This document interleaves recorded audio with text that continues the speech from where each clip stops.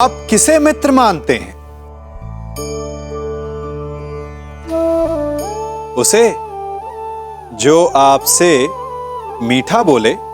और शत्रु किसे मानते हैं? उसे जो आपसे कड़वा बोले। नहीं, शत्रुता और मित्रता दोनों का निर्णय उनकी बातों से नहीं होता। कभी कभी मीठा बोलने वाला आपका शत्रु हो सकता है और कभी कभी कड़वा बोलने वाला आपका मित्र। ठीक उसी भांति जैसे मीठा सोम रस हानिकारक होता है और कड़वी औषधि लाभदायक, इसीलिए किसी को भी उसके शब्दों से नहीं, उसके कर्मों से पहचानिए। क्योंकि मनुष्य के कर्म ही उसकी पहचान होती कि वो शत्रु है या मित्र। मत्स्य में आज एक नया सूर्य उदय हुआ है। मत्स्य का राजा मैं पहले भी था, परंतु स्वतंत्रता का आभास नहीं होता था मुझे। आज वर्षों के पश्चात यहाँ की वायु में स्वतंत्रता अनुभव कर रहा हूं मैं। अनुभव हो रहा है कि मेरे पास भी शक्ति है। अब मुझे हस्तिनापुर से युद्ध होने का कोई भय नहीं। जिसके पास तुम्हारे जैसा हितैषी हो, उसे कैसा भय कंक? तुम्हारे प्रोत्साहन से आज फिर से मैं स्वयं को एक शक्तिशाली राजा अनुभव कर रहा हूं। महाराज, मनुष्य को शक्ति आत्मविश्वास से मिलती है। यदि आत्मविश्वास है तो मनुष्य स्वयं की और अपनों की रक्षा कर सकता है।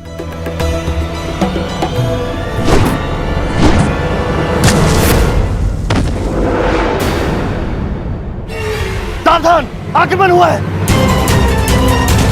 तुम्हारा भय उचित था कंक। प्रतीत होता है कि हस्तिनापुर ने आक्रमण कर दिया। हस्तिनापुर ने बिना चेतावनी के आक्रमण कैसे कर दिया? महाराज, तिगत नरेश सुशर्मा ने आक्रमण किया है। सुशर्मा, इतना साहस? तुम्हें पराजित होना होगा। चलो, सेना प्रजा को सावधान कर दो। सब युद्ध के लिए तत्पर है।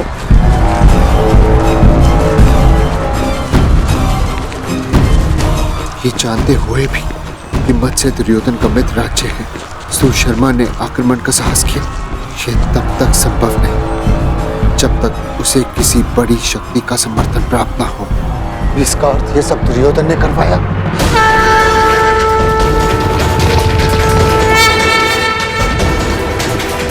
दुर्योधन! युवराज, सतर्क ध्वनि का स्वर सुन रहे हैं आप? हमें उन्हें बताना होगा कि हम मत्स्य पर आक्रमण करने नहीं आए। हमें केवल पांडव चाहिए।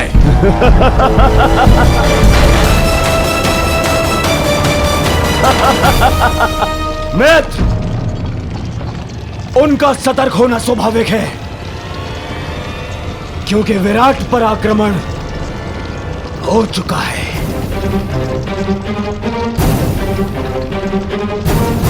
सुशर्मा की सेना दक्षिण छोर से विराट पर पहले ही आक्रमण कर चुकी है।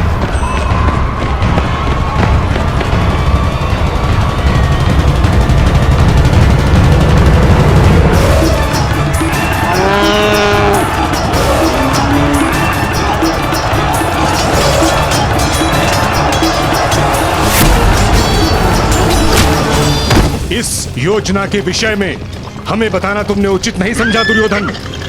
मैं हस्तिनापुर का युवराज हूं। मुझे अपनी हर एक योजना सबको बताने की आवश्यकता नहीं है।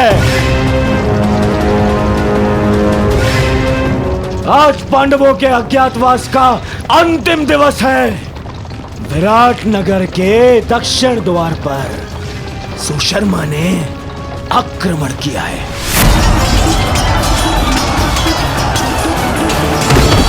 उनका सारा ध्यान विराट के दक्षिण द्वार पर होगा और हम उत्तर दिशा से आक्रमण करके पांडवों को वहीं घेर लेंगे। ये नीति के विरुद्ध है। जो राज्य पहले से ही युद्ध में व्यस्त हो उस पे इस प्रकार आक्रमण करना छल है। ये छल नहीं है, क्योंकि सुशर्मा हस्तिनापुर का ही सहयोगी है। मुझे किसी भी मूल्य पर उन पांडवों को सूर्यास्त से पूर्व पकड़ना है।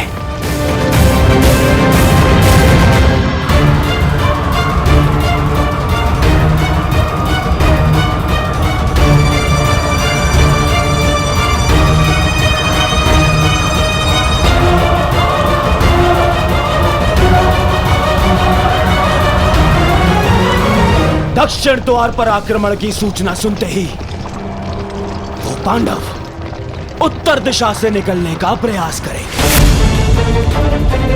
उत्तर द्वार उस दिशा में चले। परंतु उन्हें इस बात का भान तक नहीं होगा कि उनका अज्ञातवास भंग करने के लिए हम वहां पहले से ही उपस्थित होंगे, पहले से ही।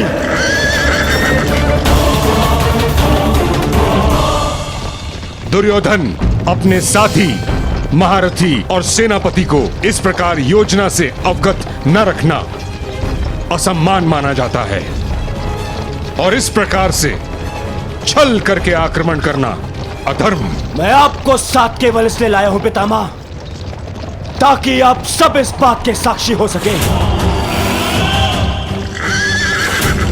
कि मैंने पांडवों का अज्ञातवास धर्म सम्मत भंग किया है।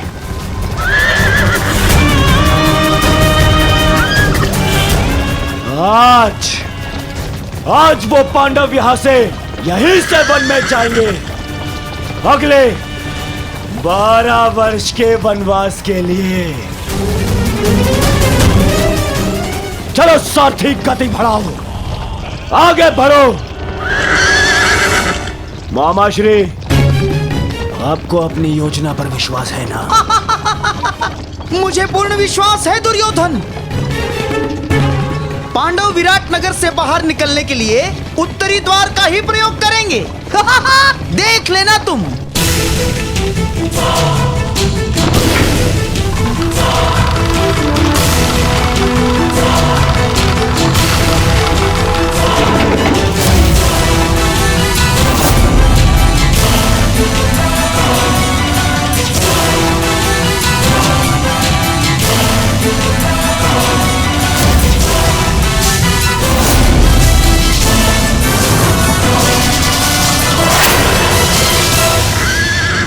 गति बढ़ाओ सारथी, आगे बढ़ो।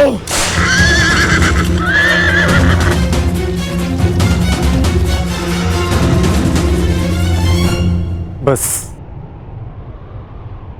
सूर्यास्त की देर है, उसके पश्चात हमारा अज्ञातवास संपन्न। ज्येष्ठ शीघ्र ही यहाँ पहुंचते होंगे, उसके पश्चात हम यहाँ से निकल जाएंगे।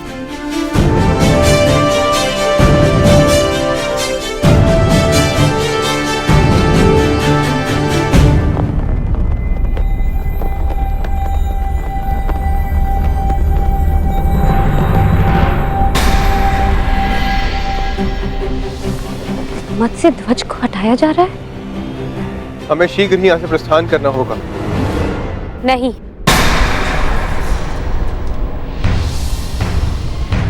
हम नहीं जाएंगे।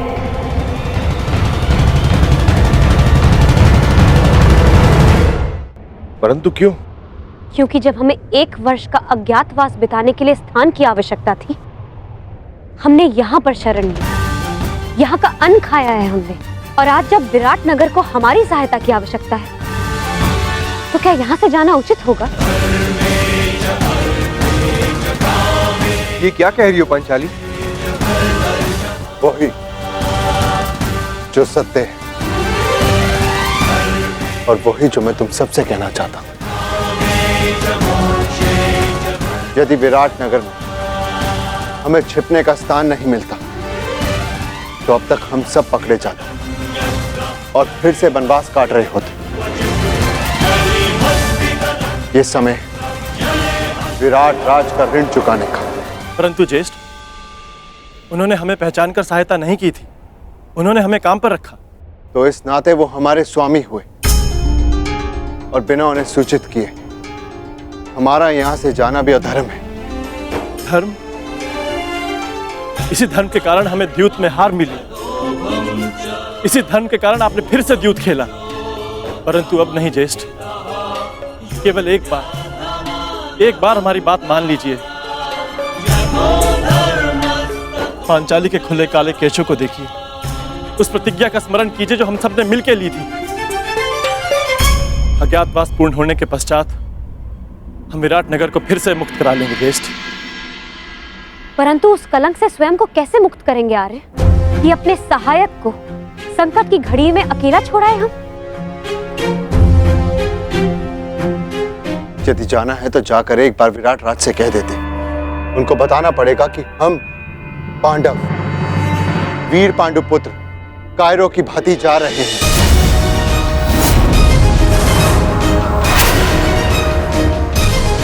यश भ्राता श्री सही कह रहे हैं सहदेव, यही समय है, अपने शस्त्रों पर आई धूल हटा ली जाए।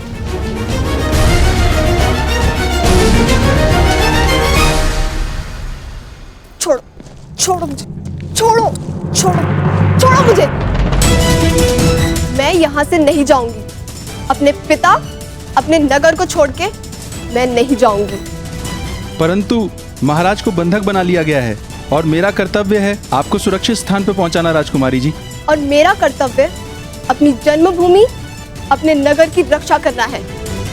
हाँ, मैं भी अपने स्वामी को छोड़कर कहीं नहीं जाऊंगी, चाहे सुशर्मा की सेना हमें बंदी क्यों ना बना ले। परंतु हम महारानी हैं, हमारे आदेश की अवहेलना नहीं होगी। देखा सहदेव, एक बालिका युद्ध के लिए प्रस्तुत है, एक महारानी अपने बलिदान के लिए तत्पर है, और हम यदि योद्धा होकर भी उनका साथ ना दे पाए तो भले ही हम इंद्रप्रस्थ पालें, परंतु कभी भी अपनी आंखों में देख पाने का साहस नहीं कर पाएंगे। आप उचित कहते हैं ज्येष्ठ, अब चाहे 12 वर्ष वनवास में और क्यों न रहना पड़े, हम यहां से नहीं जाएंगे।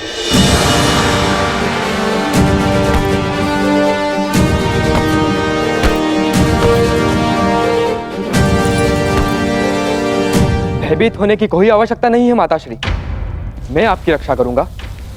मेरे होते हुए राज्य पर कोई कुरुदृष्टि नहीं रख सकता। कहाँ प्रयाण की तैयारी कर रहे हैं युवराज? युद्ध के लिए। ज्ञात है ना, मेरे पिताश्री को शत्रुओं ने बंदी बना लिया है। मैं एक योद्धा हूं, मैं युद्ध करूंगा उनसे, विराट नगर का मान बचाऊंगा। क्षमा चाहती हूँ युवराज, आप अभी बालक हैं, युद्ध कैसे लड़ेंगे? क्यों? संकट के समय में राज्य की रक्षा करना तो युवराज का धर्म है। मेरे पिता मत्स्य राज अभी संकट में, और पुत्र और युवराज होने के नाते ये मेरा कर्तव्य है। निसंदेह युवराज, ये आपका धर्म है, परंतु आपका सुरक्षित रहना भी अत्यंत आवश्यक है। और सेना की एक टुकड़ी महाराज की रक्षा के लिए भेजी जा चुकी है। सेना नहीं, योद्धा की आवश्यकता है। मैं युद्ध करूंगा उनसे। माताश्री, आप ही मुझे बताइए, क्या मेरा जाना अनुचित है? हमारे राज्य पर आक्रमण हुआ है और हम ऐसे ही बैठे रह सकते हैं? तुम उचित कह रहे हो पुत्र, परंतु महारानी की जय हो। नगर के उत्तरी छोर से भी शत्रुओं ने आक्रमण कर दिया है।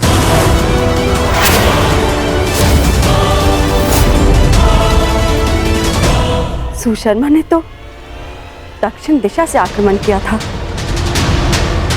उत्तर से किसने आक्रमण कर दिया?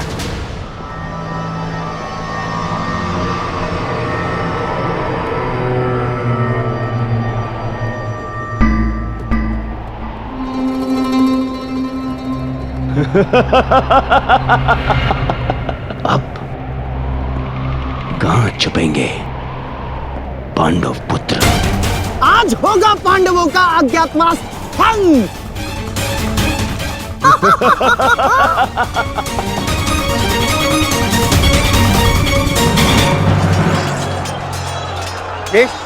ये तो मवेशी को ले आ रहे हैं। विराट की संपत्ति की रक्षा करना भी हमारा कर्तव्य है। आज्ञा दीजिए ज्येष्ठ।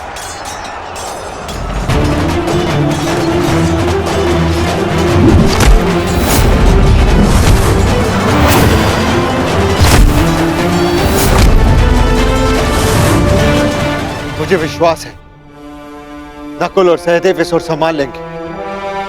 हमें शीघ्र ही विराट राज को खोजकर उन्हें मुक्त कराना होगा। भीम, वो रे विराट राज, शीघ्रता करो। बड़ा विराट राजा बनता था, हैं? कीचक ही तुम्हारी शक्ति थी। उसके बिना तू एक बूढ़ा हारा पुरुष है विराट राज।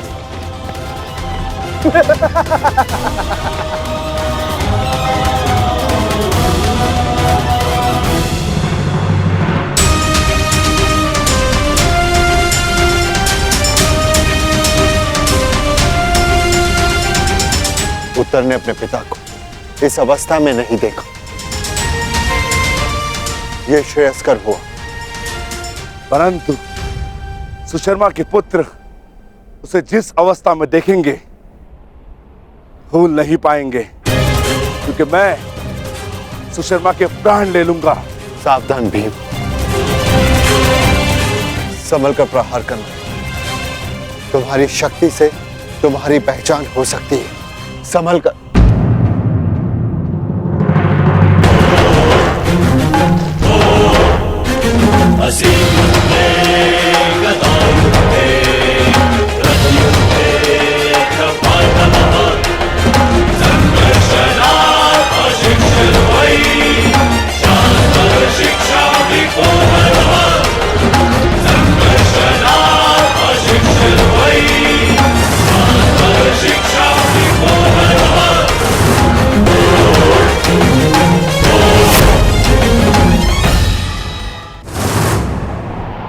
सावधान सुशर्मा, मैं तुम्हें चेतावनी देता हूं कि महाराज को मुक्त कर दो, अन्यथा।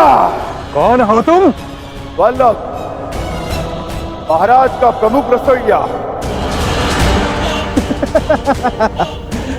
हमारे अभी इतने बुरे दिन नहीं आए कि हम एक रसोइये से युद्ध करें। वैसे अब तुम हमारे लिए भोजन बनाने का अभ्यास कर लो, क्योंकि अब हम यहाँ के नए राजा हैं।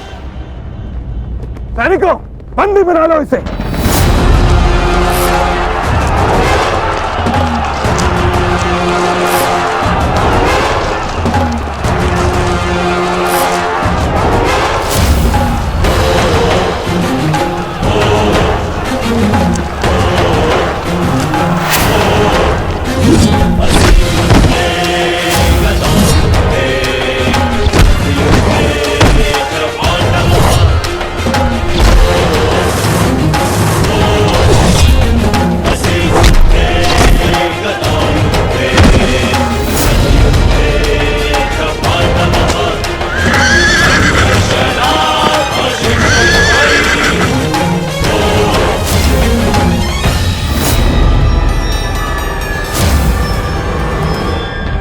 हे ईश्वर, दुर्योधन, महाबली भीष्म और अंगराज कर्ण जैसे महारथियों का सामना कैसे करेगी हमारी सेना? कैसे करेगी? युद्ध का वास्तविक आनंद तो महारथियों के साथ लड़ने में ही आता है माताश्री। अब आएगा युद्ध का आनंद। अब सिद्ध होगा कि आपका पुत्र कितना बलशाली, कितना वीर है। अब आप देखना कैसे मैं महान धनुधारी अर्जुन के भांति अपने बाणों से कौरवों का नाश करता हूं। अत्यंत उत्साही मत बनो पुत्र। क्षमा चाहती हूँ महारानी, परंतु युवराज का कहना उचित है। ये कैसी बात कर रही हो सारंधरी? युवराज अभी बालक है। वो भीष्म और कर्ण जैसे महायोद्धाओं का सामना कैसे कर पाएंगे? कर सकता हूं, परंतु एक समस्या है। एक उत्तम सारथी की आवश्यकता है। अन्यथा उन कौरवों को मैं धूल चटा दूं।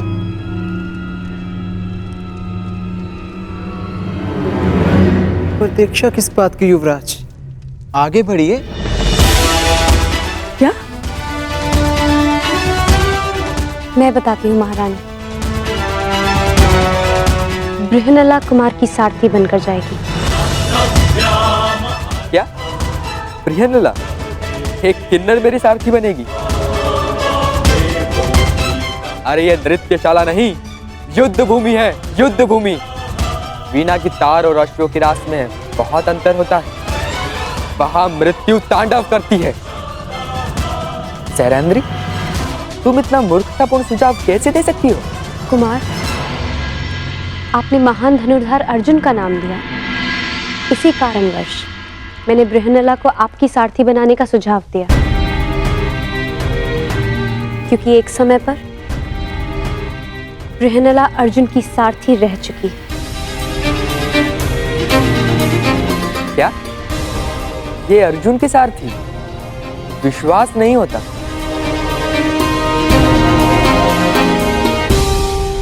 ठीक है, अब कोई और मार्ग भी नहीं। मैं तुम्हें अपने साथ आने की आज्ञा देता हूं। यदि तुम महान अर्जुन की सारथी थी तो मैं भी तुम्हें अपनी सारथी बना सकता हूं।